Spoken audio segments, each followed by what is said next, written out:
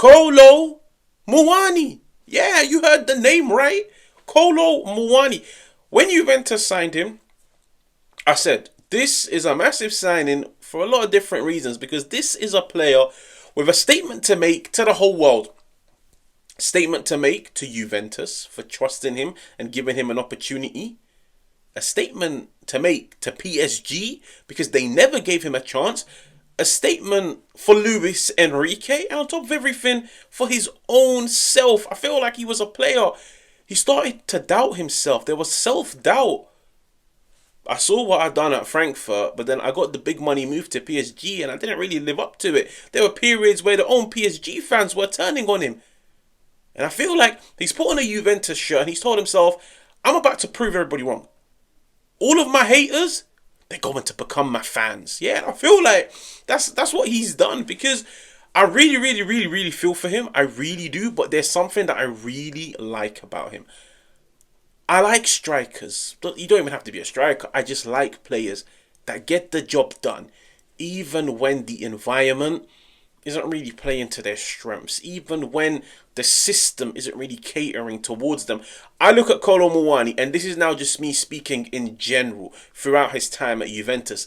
He's scoring goals, but Juventus aren't really playing the most offensive of football. Juventus aren't really giving him as much support. Like when you look at, for example, the goal against Empoli, that was all Kolo Muani.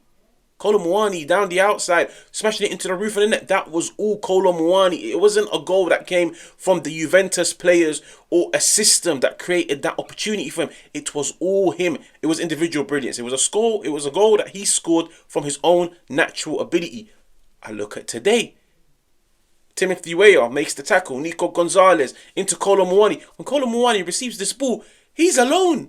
In Como's entire own half. He's alone. He's got nobody making the run. He's got nobody dragging a defender away from him. It's all Kolo Muani. You know what it is? It's the Kolo Muani show. And I feel like we're just all watching it. It's the Kolo Muani show. Receives the ball. Takes the ball into the box. Squares up the Como defender.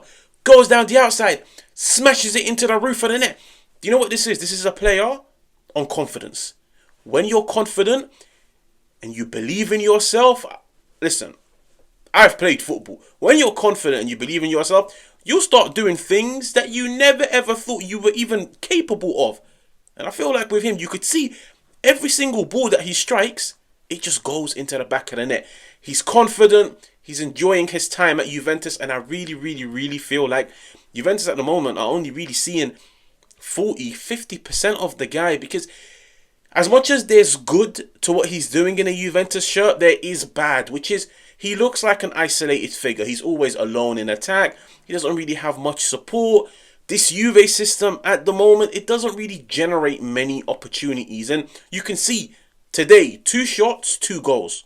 Now there's good and there's bad to that. The good is it shows your striker is clinical. He has 2 shots, he scores 2 goals. But the bad is, why is your striker only having 2 shots? And by the way, one of them was a penalty. So if you take away the penalty from open play, why is your striker only having 1 shot? These are questions that have to be asked about Motta, the players, the overall system. Why? Because I've said this before. Dusan Vlahovic sometimes was going into games, 1 shot. Dusan Vlahovic was being taken off the pitch on the 70th minute, 0 shots. Any top number 9, any top team that aspires to get back to the top, you need to have a system that generates chances time and time again. That way, you're constantly feeding your attacking players. That is what I like about Kolo Muani. He's walked into a system that doesn't generate many opportunities, but he's scoring goals. And he's scoring goals from his own natural ability. And I feel like it really has given Juve, Gentili, a dilemma, which is the dude's performing in a Juventus shirt. He's fighting off the ball. He's getting stuck in. He's winning the ball. He's one-man pressing at times. If he continues to perform from now up until the end of the season, and I feel like today it was like made crystal clear. Dusan Vlahovic is not part of this project. Dusan Vlahovic is not even a player that Motta looks at when the team is in desperate needs of a goal and tells himself, let me bring you on. And I'll be honest with you guys, Juventus won, But there was a part of me that was disappointed because I was watching that game and I was like, I saw what two strikers done against Empoli. And fair enough, of course, like it wasn't a 4-4-2. It was just Kolo Muani going out wide to the left. But two strikers on the pitch, two strikers with an eye for goal, two offensive, penetrative players that will now have the opposition occupied. The opposition don't want to be occupied. The opposition do not want to focus on more than one attacker. So when you put two, you put a lot of pressure on them. They now have to focus on these two players. And guess what? When they're focusing on these two very dangerous players, it creates time and space for other attacking players to join in the mix. I was sat watching that game, and I'll be honest with you guys.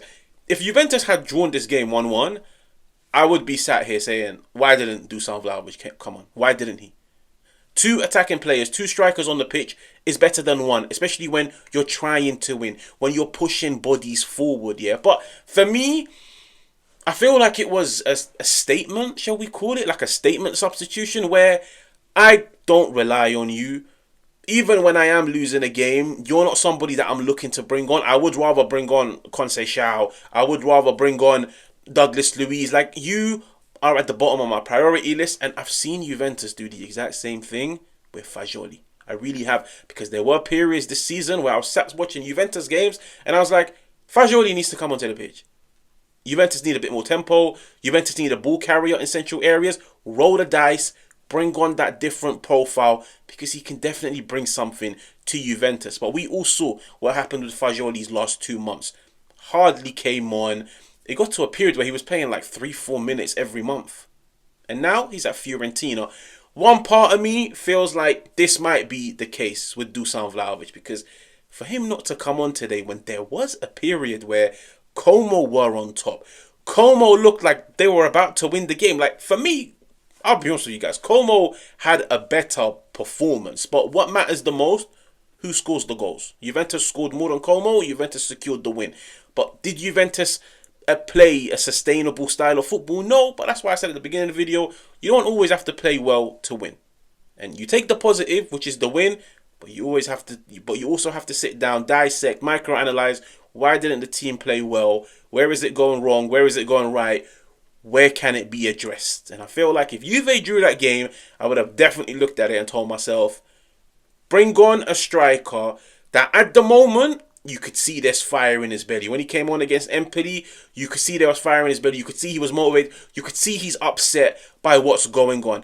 And he's going to go out there and give you 100%. But on top of that, Vlahovic being on the pitch, it creates time and space for Kolo Muani. Kolo Muani being on the pitch, it creates time and space for Dusan Vlahovic. In this case, Juventus have won, and I feel like people might not focus on this. But 3-4 days later, if Juventus don't win, and Dusan Vlahovic doesn't come on again, there are going to be questions asked as to why, and why this treatment is happening halfway into a season when, as a player, he still can bring something to this team. Besides that, Kook Miners, I feel like, I've said this before, Motta is currently playing him week in, week out just to try and play him into form. We've gone past that stage. He can't play himself into form. He is a player that's drowning. He is a player that's struggling. He is a player that needs support. And do you know what he needs more than anything? He needs to be taken out of the firing line. He really, really, really, really does. Take him out of the firing line. Put him on the bench. Let him regain some confidence by playing 5-10 minutes. Because at the moment, 60-minute games, 90-minute games, his bad performances are really hindering the entire team because he can't even do the basics. And when you've got one player on the pitch that can't do the basics, you're in a lot of trouble.